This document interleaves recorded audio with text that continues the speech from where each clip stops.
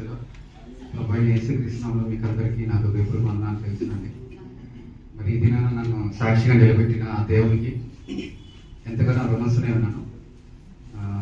జీవం కలిగిన స్థితిలో ఉంచాడు దేవుడు. మరి ఈ దినాన అర్హత లేదు, మరి ఇక్కడ నిలబడి బోధించే యోగ్యత నాకు ఏమాత్రం లేదు. దేవుని మహాకృపను బట్టి, నాకు ఇచ్చిన అవకాశం బట్టి దేవునికి నేను ఎంతగానో రుణస్తునే ఉన్నాను. అవకాశం కల్పించిన అయ్యగారికి, పాశ్రంకి, అమ్మగారికి, వాళ్ళ కుటుంబాన్ని హృదయపూర్వక వందనాలు తెలుస్తున్నాను. నిన్న నైట్ రావడం జరిగింది. మేము 1 గంట అంటే లాస్ట్ మంత్ వెళ్ళాము, పండగకి ఇంటికి వెళ్ళాను. 23rd వెళ్ళిన ఆల్మోస్ట్ ఒక 1 మంత్ ఇంట్లో స్పెండ్ చేశాను. ఎంతగానో దేవుడు కృప చూపించాడు. అంటే మా నాన్నగారు కూడా రిటైర్డ్ అయిపోయారు 31st. మరి ఆయా ఫంక్షన్లో, మరి ఆయా కార్యక్రమాల్లో పాల్గొనడానికి, పరిచర్య చేయడానికి ఇంటి దగ్గర దేవుడు ఎంతగానో కృప చూపించాడు. మరి తిరిగి మేము ప్రయాణమే నిన్న ఈవినింగ్ స్టార్ట్ అయ్యాము 4:30కి. 1:30 వరకు వచ్చేసాం హైదరాబాద్కి. నేను ఒక సహోదరుడు వచ్చాము, బై రోడ్ అంటే కారులో వచ్చాము. అంటే ఈ సందర్భం ఎందుకు చెప్తున్నానంటే, వాక్యం కోసం నేను ప్రార్థన చేస్తుంటే దేవుడు ఇది చెప్పాడు అనమాట నాకు. ఏంటంటే, మేము కారులో స్టార్ట్ అయ్యాము. స్టార్ట్ అయ్యి మా డిస్కషన్ ఏంటంటే, అన్న జీవితంలో జరిగిన అనుభవాలు చెప్తా ఉన్నాడు. లైక్ ఎలాగా ఒక అప్రోచ్ ఎంచుకొని, లేదంటే ఒక ఎంపిక ఎంచుకొని ఆ ఎంపికలో ప్రయాణం చేస్తుంటే ఎన్ని ఒడిదుడుకులు వచ్చాయి, ఎన్ని అవమానాలు, ఎన్ని ఫెయిల్యూర్స్ వచ్చాయి. ఆ ఫెయిల్యూర్స్ ఉన్నప్పుడు ఒక విశ్వాసి ఆత్మీయ జీవితం ఎలా చతికిలు పడిపోయింది, ఆ ఫెయిల్యూర్స్ అనుభవించినప్పుడు ఎలాగా మరలా కోలుకొని తిరిగి దేవుని దగ్గరికి వచ్చాడని చెప్పి అనుభవాలన్నీ అన్న చెప్తా ఉంటే విన్నాను. నా అనుభవాలు కూడా, నేను తీసుకున్న తప్పుడు నిర్ణయాలు, ఒకప్పుడు నా పాత జీవితము, నేను ఎట్టున్నాను, అవన్నీ డిస్కషన్ చేసుకుంటూ ఒక 250 కిలోమీటర్స్ ట్రావెల్ చేసాం అనమాట. సగం దూరం వచ్చేసాం. టీ దగ్గర ఆగాము, మళ్ళా ఇంకొక డిస్కషన్, అట్లా ఇద్దరు అనుభవాలు చెప్పుకుంటూ వచ్చేసాం హైదరాబాద్కి. అయితే ఎందుకు చెప్పానంటే, ఈరోజు మన వాక్యం కూడా అదే. ప్రార్థన చేస్తామంటే దేవుడు చెప్పాడు, నువ్వు తీసుకున్న తప్పుడు నిర్ణయం వల్ల నీ జీవితం ఒకనొక స్టేజ్లో ఎట్లుంది, ఇప్పుడు ఎలా ఉంది, ఎలా నువ్వు పైకి వచ్చావు, ఎలాగా నువ్వు మరలా పుంజుకొని ఎలాగ దేవుడికి ఒక సాక్షిగా నిలబడుతున్నావో అదే వాక్యం చెప్పుకోవాలన్నారు. సరే ప్రభా, మరి వాక్యానుసారంగా ఎవరిని చూపాలంటే ఒక ఇద్దరిని చూపించారండి దేవుడు. ఆ ఇద్దరు వ్యక్తుల్ని మీతో పంచుకొని నేను వాక్యాన్ని ముగిస్తాను. వాక్యంకి వెళ్ళే ముందు చిన్న ప్రార్థన చేస్తున్నాం. అందరం కూడా అడుగుతాం దేవుడిని. నూతన సంవత్సరంలోకి వచ్చాము. 2024 సంవత్సరం అంతా గతించిపోయింది.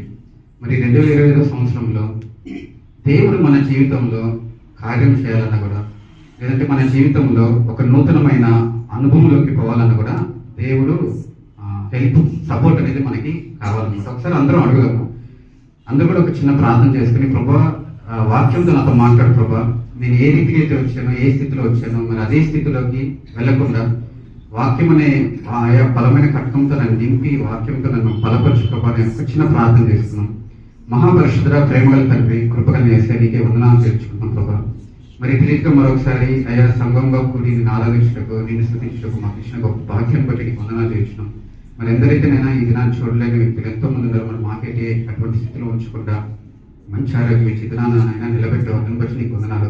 మరి శ్రేష్టమైన వాక్యంలోకి వెళ్ళవచ్చుగా ప్రభునైనా, అయ్యా మా హృదయాల ప్రభునైనా నీ వైపు కేంద్రీకరణ చేసుకుంటున్నాం ప్రభునైనా. అయ్యా మా మనసును ప్రభు నీ వైపు తిప్పుతున్నాం ప్రభునైనా. కొద్ది నిమిషాలు మాట్లాడదు ప్రభు. అయ్యా మరి సంఘమునకునైనా మాకు ఏ వాక్యం కావాలని అది మాత్రం నీ బోధించి నామానికి మాత్రం మహిమగంత ప్రభావం తెచ్చుకోమని యేసునామమున అది మీకు తెలుగునితో వేడుకుంటున్నాం తండ్రి. ఆమేన్.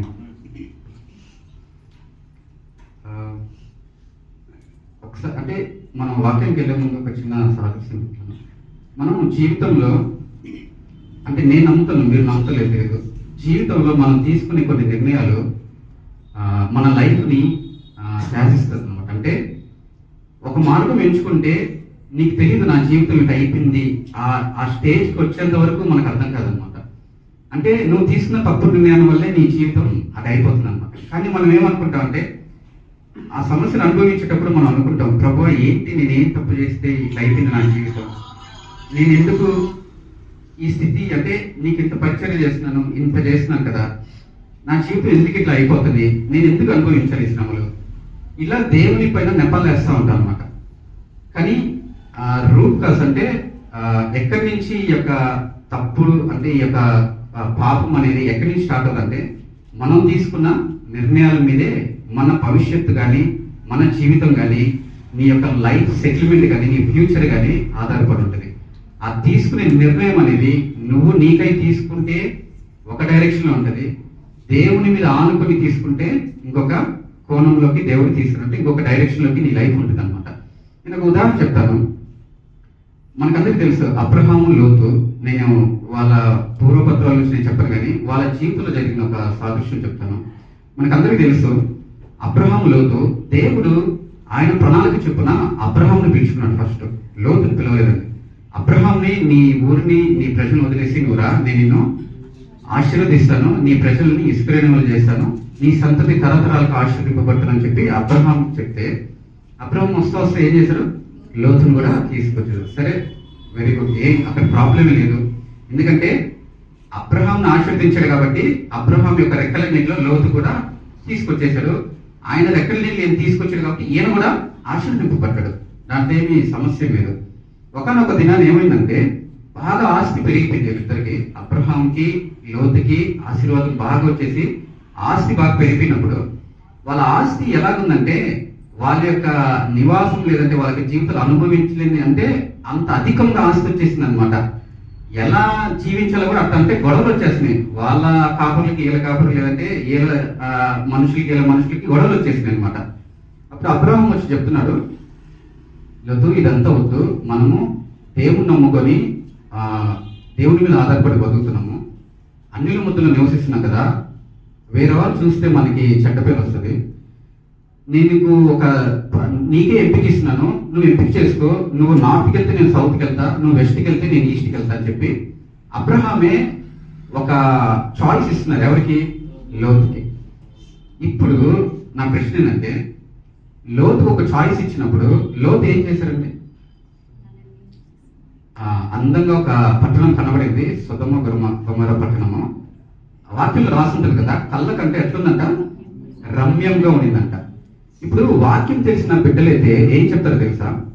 లోతు, ఒకవేళ మీరే ఉన్నారు, లోతు పొజిషన్లో మీరే ఉన్నారు అనుకోండి, మీకు ఒక ఆశీర్వాదం లేదంటే ఒక సేవకుడు వచ్చి ఇట్లాంటి ఆశీర్వాదం నీకు ఇవ్వబోతున్నాను, నువ్వు కోరుకో, నీకేం పట్టణం కావాలి, లేదంటే నువ్వు ఏ పట్టణంలో నివాసం చేయాలి, నీకు ఎటువంటి ఇల్లు కావాలి, ఏ ఏరియాలో ఏ నంకనాలు ఇల్లు కావాలి, లేదంటే ఎటువంటి అపార్ట్మెంట్, ఎటువంటి ఇల్లు కావాలంటే ఒక ఆత్మీయుడు, నిజమైన ఆత్మీయుడు ఏం చేస్తారు తెలుసా? మీరే ప్రార్థన చేయండి పాస్టర్ గారు, దేవుడు ఏదిస్తే అదే, దేవుడు నిర్ణయపూర్వకంగా ఏది ఇస్తే అదే నేను తీసుకుంటాను అని చెప్పి నిజమైన ఆత్మీయుడు అయితే అదే చెప్తాడు. లోతు ఏం చేశాడు? తనకున్న ఆస్తిని బట్టి, రమ్యంగా కనబడిన దాన్ని బట్టి ఆయన ఎంపిక చేసుకున్నాడు. ఇక జాగ్రత్తగా వినాలి ఈ మాట. లోతు ఎంపిక చేసుకున్నాడు. ఇది దైవిక పూర్వకంగా ఎంపిక అయితే చేయలే లోతు. ఎంపిక చేసుకున్న లోతు దాని పర్యవసనం ఏమొచ్చిందంటే, లోతు యొక్క భార్య ఎలా అవుతుంది? పుస్తకం అవుతుంది.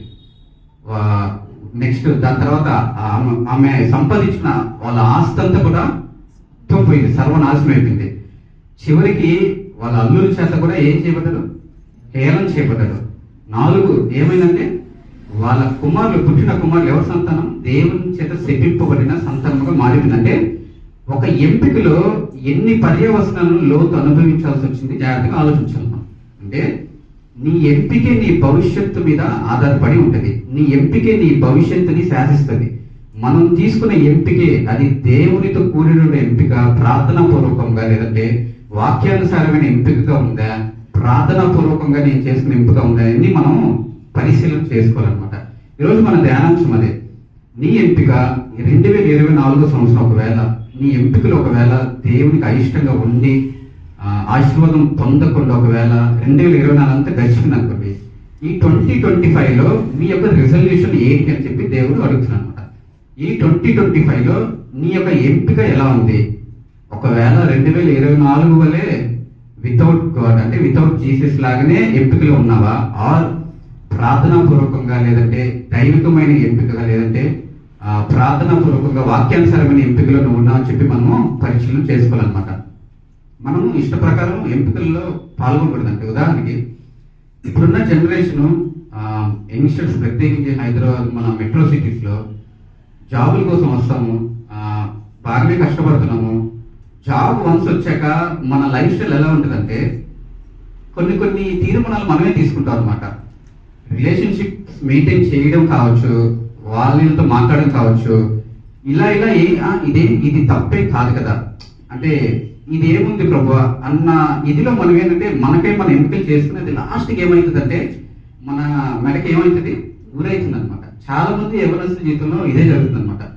చాలా భక్తిగా ఉంటారు, చాలా అంటే అసలుకి పొద్దున ప్రార్థన చేసుకుని ప్రార్థన పూర్వకంగా ఆఫీస్కి వెళ్తారు, మళ్ళీ వస్తారు, ఇదంతా బాగానే జరుగుతుంది. కానీ కొన్ని ఎంపికలు అంటే దేవుడికి నచ్చట్లేదు అనమాట. అంటే కొన్ని ఎంపికలు మనకే మనం తీసుకొని లాస్ట్కి నీ మెడకి బయటకు వచ్చి కుతుకుల మీద వచ్చేంత వరకు దేవుని అడగకుండా లాస్ట్లో అడుగుతున్నారు అనమాట. అది దేవుడు నచ్చట్లేదు, అది దేవుడికి ఇష్టపూర్వకమైన ఎంపికలు కాదనమాట. సో మన ఎంపిక ఎలా ఉండాలంట, దేవుని చిత్తానుసారంగా ఉండాలి, వాక్యానుసారమైన ఎంపికల్లో. అది దేంట్లైనా, అది బంధంలో కావచ్చు, నీకు నెక్స్ట్ దేవుడు ఇవ్వబోయే నీ భాగ్యస్వాములు, లేదంటే మీ యొక్క పార్ట్నర్స్, మీ లైఫ్ పార్ట్నర్స్ కావచ్చు, నీ ఉద్యోగ రీత్యా కావచ్చు, నీ బిజినెస్ కావచ్చు, ప్రతి ఎంపికలో నువ్వు తీసుకున్న ప్రతి నిర్ణయంలో, ప్రతి ఎంపికలో దేవుడిని ముందర పెట్టుకుని మనం ముందుకి సాగాలన్నమాట. నేను ఒక ఇద్దరు వ్యక్తులు చూపిస్తాను మీకు. ఒక వ్యక్తి తనకై తన ఎంపిక చేసుకుని ఒక నిర్ణయం తీసేసుకొని ముందుకి సాగిపోయారు. సాగిపోయిన అతని బ్రతుకు ఎలాగైతే చూపిస్తాను. ఇంకొక వ్యక్తి దేవుని చిత్తానుసారంగా తీసుకొని ఎలాగ ఆశీర్వాదం పొందేదో నేను చూపిస్తాను. మనకందరికీ సుపరిచితమైనది.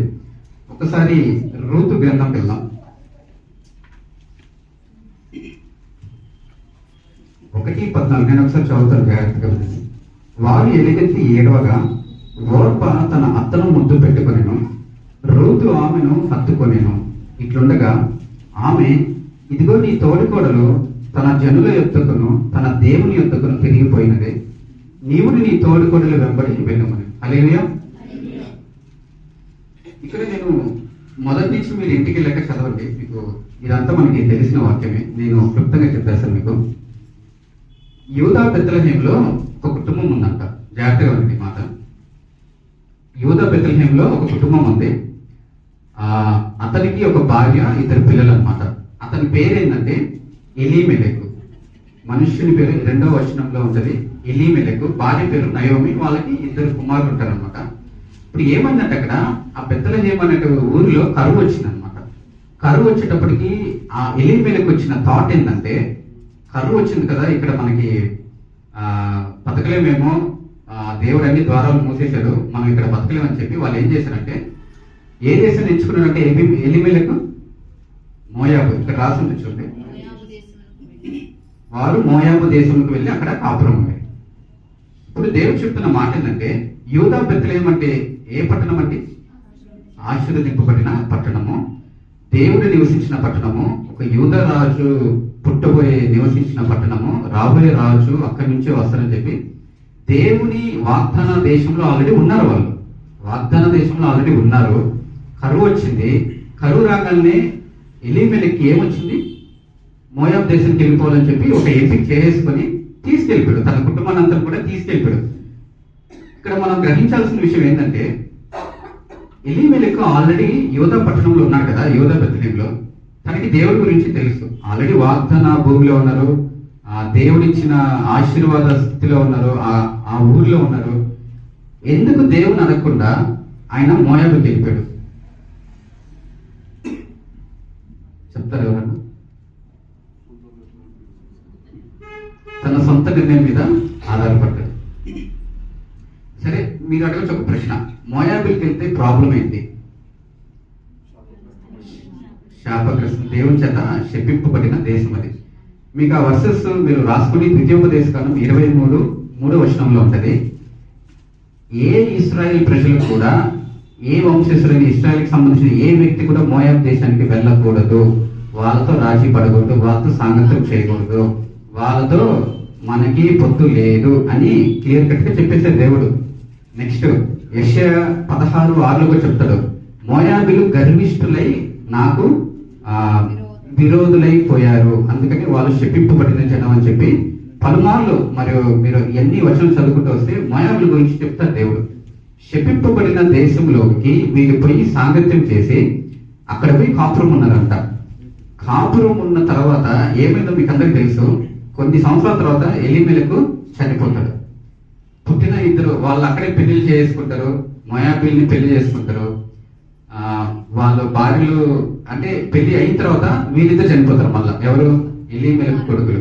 అంటే మీరు ఇక్కడ గ్రహించాల్సిన విషయం ఏంటంటే, స్వచ్ఛంగా కుటుంబము తన చేతిలో ఉన్నప్పుడు నలుగురుగా వెళ్ళారు, నలుగురుగా మోయాబ్ దేశానికి వెళ్ళారు. అంటే అప్పటి వరకు వాళ్ళ కుటుంబంలో కరువు ఏమంటే, ఇప్పుడు కరువు వచ్చింది, ఎవరికి లేని బాధ ఎందుకెందుకు?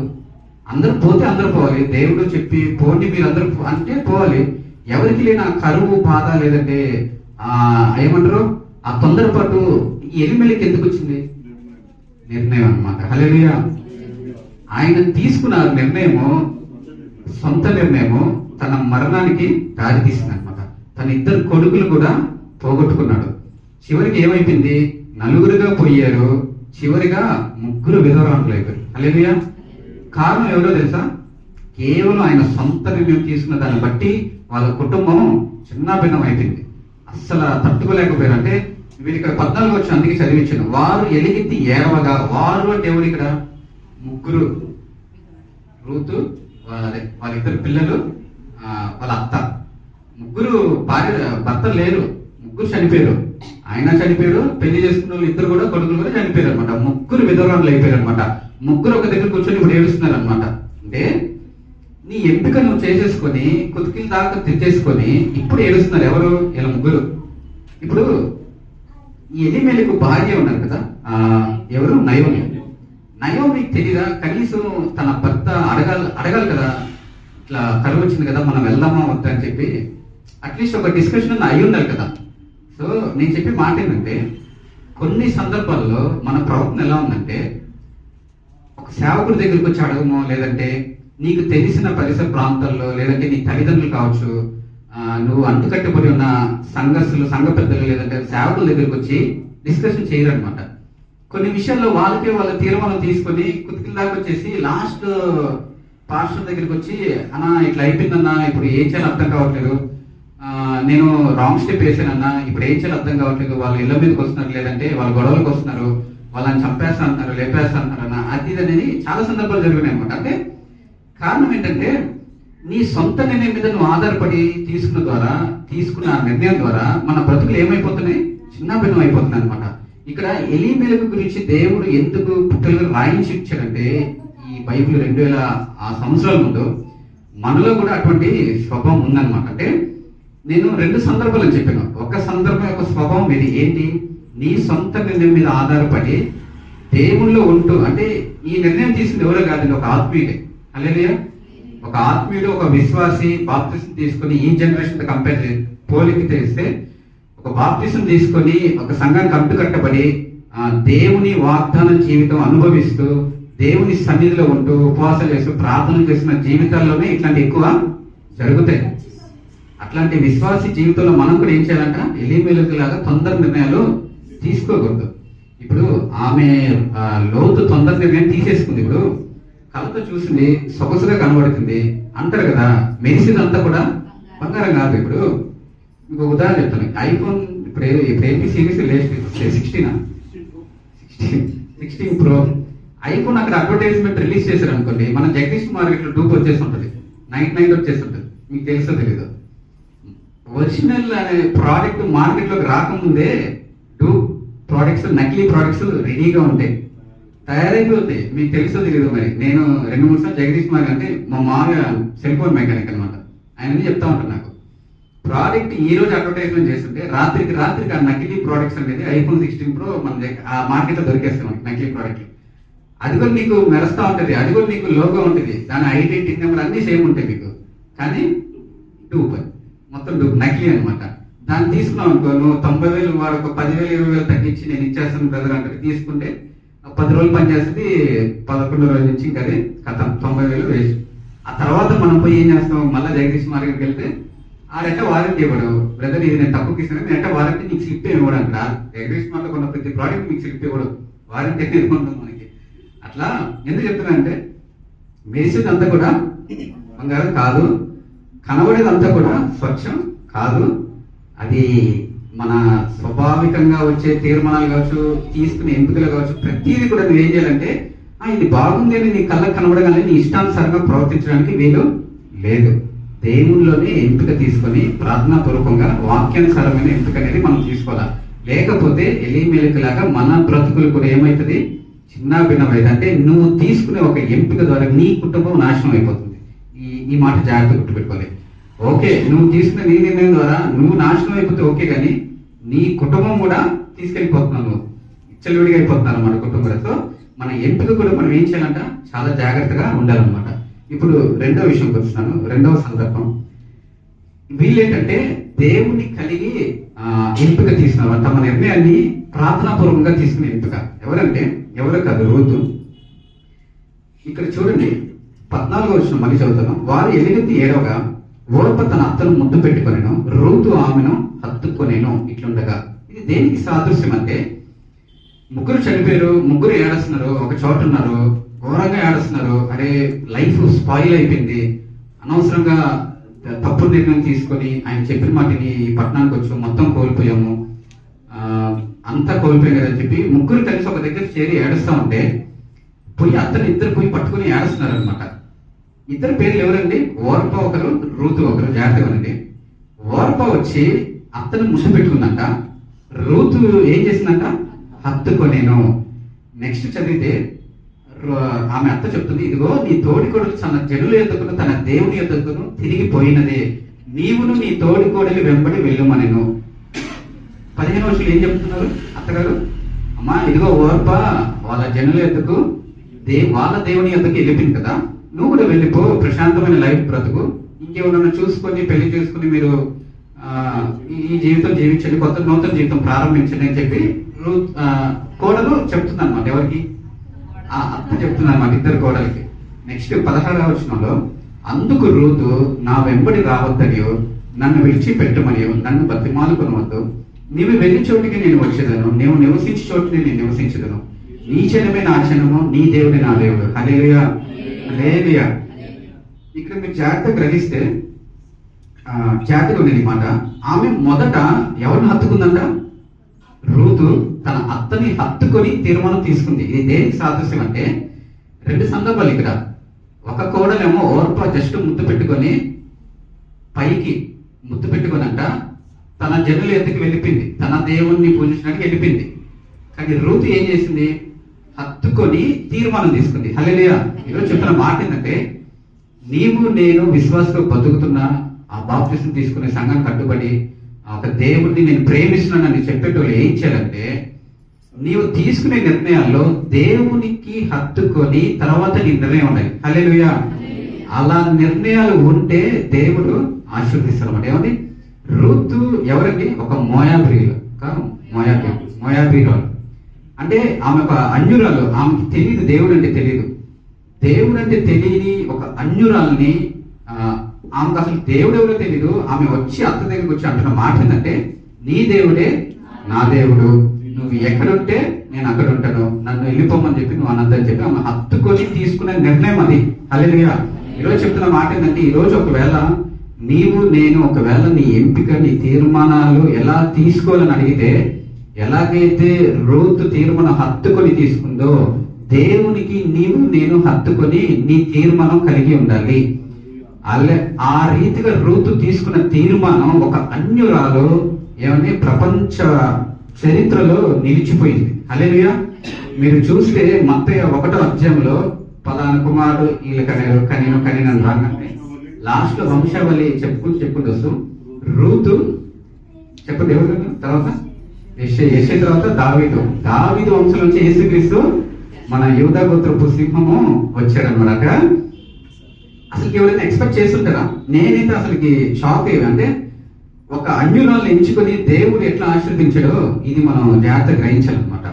చాలా మంది భక్తులు ఉన్నారు ఆ టైంకి. యూదా బెత్లెహేములో ఎంతో మంది భక్తులు, వాళ్ళు ఎవరిని ఎంచుకోరా దేవుడు. ఆయన పుట్టడానికి ఒక వంశాలను ఎంచుకోవడానికి ఎక్కడి నుంచి రూతుని ఆ వంశంలో చేర్చాడు అనమాట. అంటే ఒక మోయాబ్రీలు శపింపబడిన దేశం, అంటే శపింపబడిన, ఒక మాట చెప్పాలంటే శపింపబడిన దేశంలో బతుకుతుంది కాబట్టి ఆమె కూడా శపింపబడింది. అవునక్కడ కదంట. ఒక శపింపబడిన జీవితాన్ని దేవుడు ఏం చేశారు, మధురంగా మార్చాడు. మారాగా ఉన్న బ్రతుకుని దేవుడు ఏం చేశాడు, మధురంగా మార్చాడు. కారణం ఏంటి దానికి, అంటే ఎలా సాధ్యమైంది, హత్తుకొని తీర్మానం తీసుకుంది రూతు.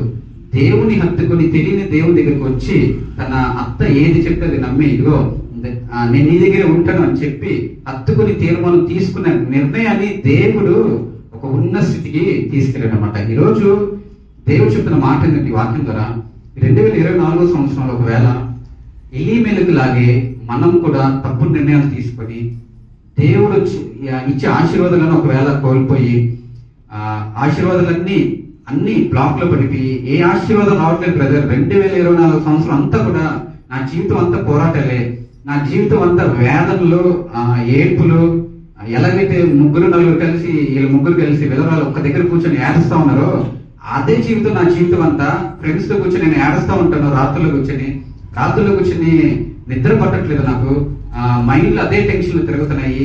ఇదే నా జీవితం 2024 జనవరి నుంచి డిసెంబర్ వరకు నా జీవితం ఇలానే అయిపోయింది అని ఒకవేళ ఎవరైనా అనుకుంటే దేవుడు చెప్తున్న మాట ఏంటంటే 2025 సంవత్సరంలో ఎలాగైతే శపింపబడిన ఒక అన్యురాల్ని దేవుడు ఎంచుకొని ఆమె తీసుకున్న నిర్ణయాన్ని దేవుడు గౌరవించి ఎలాగైతే యేసుక్రీస్తు వంశావళిలో చేర్చి ఒక ఉన్నత స్థితిలో పెట్టాడో దేవుడు కూడా ఈరోజు అడుగుతున్న, ఒకవేళ నువ్వు శపింపబడిన స్థితిలో ఉండొచ్చు, శపింపబడిన ఆ యొక్క పరిస్థితులు గుండా అవమానాల కింద ఉండొచ్చు. దేవుడు చెప్తున్న మాట ఏంటంటే శపింపబడిన స్థితిలోంచే దేవుడు నీ తీర్మానం గౌరవించి దేవుడు ఎక్కడ తీసుకెళ్తారంట, ఆశీర్వాద స్థితిలోకి మనిషే శక్తి గల దేవుడు, మనం ఆరాధిస్తున్న దేవుడు అనమాట. మీకు అర్థమైందా? 2 సందర్భాలు చెప్పాను. ఒకటి, నీ ఎంపిక ఎలా ఉంది. ఏమంటే మోషే కూడా తన ఎంపిక చేస్తున్నాడు. హెబ్రీ పత్రికలో నేను ఒకసారి వాక్యం చెప్పాను. మోషే చిన్నప్పుడు ఒక ఎంపిక చేస్తున్నాడు. ఏమని? ఈ యొక్క సుఖభోగులు అనుభవించట కంటే దేవుని ప్రజలతో శ్రమలు పడుట నాకు మేలని చెప్పి తన యొక్క యంగ్స్టర్, అంటే ఆ యంగ్ ఏజ్ లో ఉన్నప్పుడే ఆ తీర్మానం తీసుకున్నారని చెప్పి హెబ్రీ పత్రికలో రాస్తుంటది అనమాట. అంటే వీళ్ళకందరికీ ఆ ఎంపికలు ఎవరెవరైతే మన భక్తులు ఆదికాండం నుంచి ప్రకటన వరకు మీరు మొత్తం చదవండి. అబ్రహాం కాడి నుంచి అబ్రహాం ఒక ఎంపిక తీసుకున్నాడు కాబట్టి అంతా విడిచిపెట్టి వచ్చేసాడు. తన ఎంపికలో ఉంది కాబట్టి తన ఆశీర్వాదకంగా మలిచాడు. లోతు తన ఎంపిక దేవుడితో కూడినటువంటి ఎంపిక లేదు కాబట్టి లోతు జీవితం ఏమైంది? నాశనం అయిపోయింది అనమాట. వాళ్ళ కారణంగానే మనకి దేవుడు శపింపబడిన మోయాబీలు కావచ్చు, అమ్మోనీలు కావచ్చు, వీళ్ళంతా కూడా వాళ్ళ యొక్క సంతానం అనమాట. వాళ్ళ ద్వారా వచ్చిన సంతానం అనమాట వీళ్ళంతా. భక్తులు మీరు చూసుకుంటే ఆదికాండం నుంచి ప్రకటన వరకు ప్రతి ఒక్కరు కూడా చేసుకున్న ఎంపికలో మోషే గాని, అబ్రహాం కానీ, రూతు గాని, ఇంకా చాలా మంది ఉన్నారు. చాలా మంది భక్తులు కూడా వాళ్ళు ఎందుకు ఆశీర్వాద స్థితిలో వెళ్ళారు అంటే వాళ్ళ ఎంపికలో దేవుడు ఉన్నాడు, అంతే. ఇంకేం లేదు. మీరు పెద్ద సీక్రెటే కాదు ఇది. మీరు తీసుకునే ప్రతి ఎంపికలో దేవుని ముందర పెట్టండి, చాలు. మన బ్రతుకులు ఎక్కడికో వెళ్ళిపోతాయి. మీరు తీసుకునే ఎంపికలో ఒకవేళ మీకు అర్థం కావట్లేదు, బ్రదర్ నేను ప్రార్థన చేయలేకపోతున్నాను, నా ఎంపికలో ఇది కరెక్టా కాదని చాలా డైలమాలు ఉండొచ్చు. కానీ ఒకవేళ అటువంటి డైలమాలు ఉంటే వచ్చి పాస్టర్ మీద వెళ్ళిపోతే పాస్టర్ అయితే ప్రేయర్ చేయించుకోండి. అంతేగాని మీ సొంత నిర్ణయాలు, మన సొంత నిర్ణయాలు తీసుకుని మన జీవితం మనమే ఇక్కడ దాకా తెచ్చుకోకూడదు అనమాట. హల్లెలూయా. దేవుడు అతి రీతిగా మన ఎంపికలో సహాయం ఉండాలని చెప్పి మనం అందరం కోరుకుందాం. ఒక చిన్న ప్రార్థన చేసుకొని వాక్యాన్ని ముగించుకున్నాం. అందరం ఒకసారి ఒక తీర్మానం తీసుకున్నాము.